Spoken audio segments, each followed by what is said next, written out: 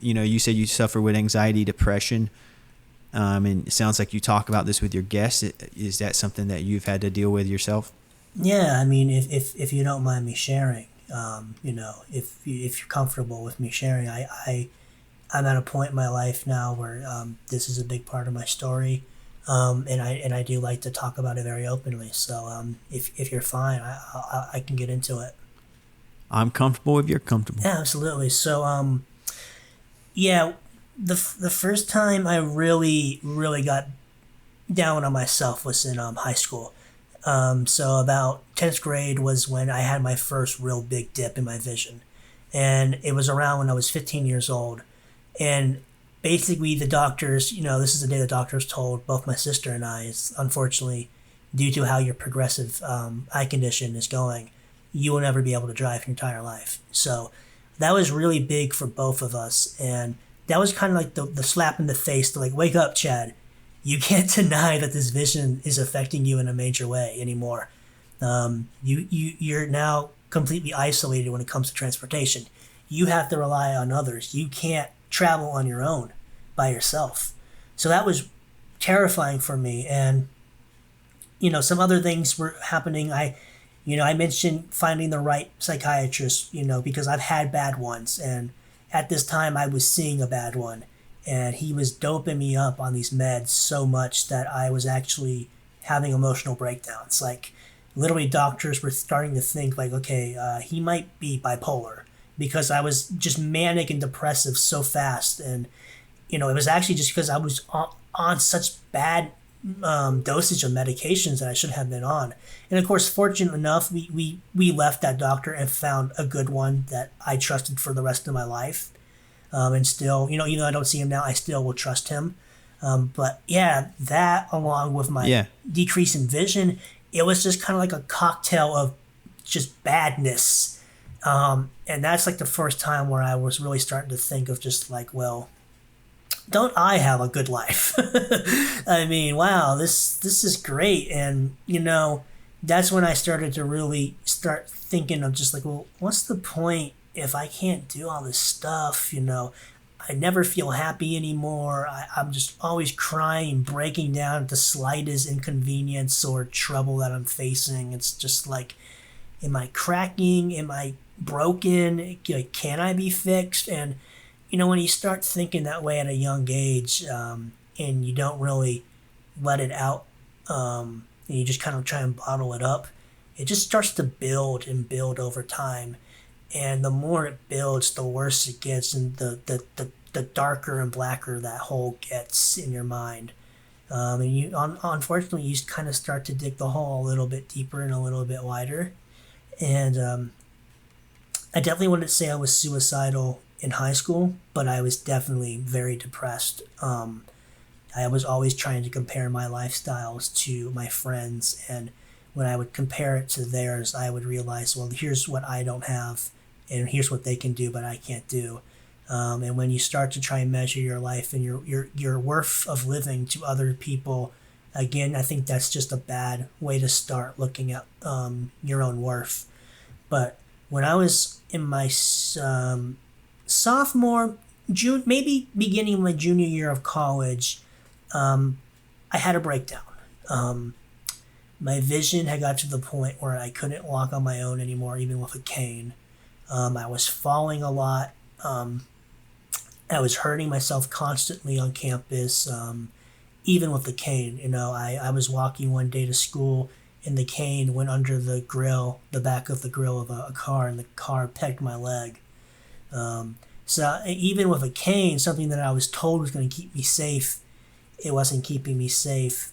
And the one thing that I think really started to mess me up is, I was supposed to have like the Division of Line Service, this organization that's funded by the government to give aid and assistance to those who are losing their vision and help them navigate living life of a visual impairment.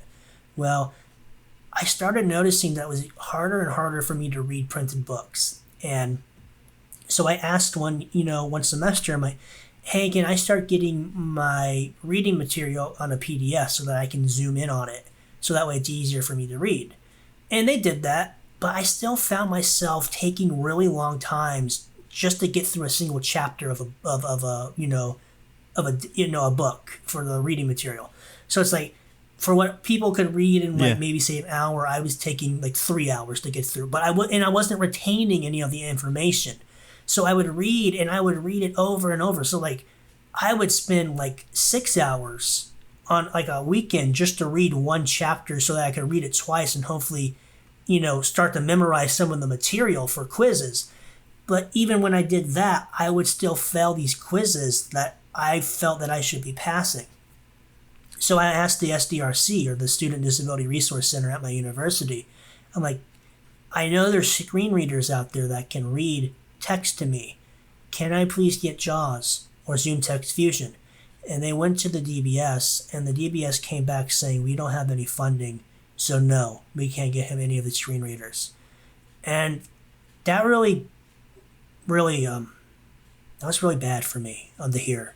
It's like here I am struggling. I'm failing my classes. I feel like I'm working harder than everybody else just to get by the skin of my teeth, and even that's not enough. And this organization that's supposed to be helping me, they just say, well, too bad. We don't have the money right now. So, reapply 20 days later for further rejection. You know what I mean? So it just felt like I was on a rock in a hard place and there's no way to get out. So, I stopped reading the material. I stopped taking the quizzes. Because how expensive are those screen readers, if you don't mind me asking? So right now, I think currently, without any assistance, JAWS is still around $700. But $700, I can't afford that. So basically, I stopped going to class, and then one day becomes 2 day. 2 days of missed class becomes a week. A week of missed classes becomes a month, and then 2 months. And then you're just sitting in your room all alone. None of your friends reach out to you. None of your teachers notice your absences. The note takers from the SDRC that are supposed to be taking your notes for you don't notice that you're not attending. So then the SDRC isn't checking in on you. So not only are the organizations that's supposed to be helping me not helping me, they're not reaching out to me. They're not checking in on my well-being in terms of my mental and my emotional health. And when that started to happen, I just started, well, what's the point? I'm not going there, and I'm not there physically, and nothing's changed. The world keeps turning without me. And when I just started to realize that all these people that I should be hearing from and should be checking in on me aren't, that's when I start to, basically say, well, I don't matter in the larger scheme of the universe, because if I did, they would be checking up on me. And, I just let that just fester. And again, all my other insecurities back from high school started to, bubble up to the surface. And, I'll never forget, there was one day I'm sitting in my dorm room. I haven't been to classes for about 3 months.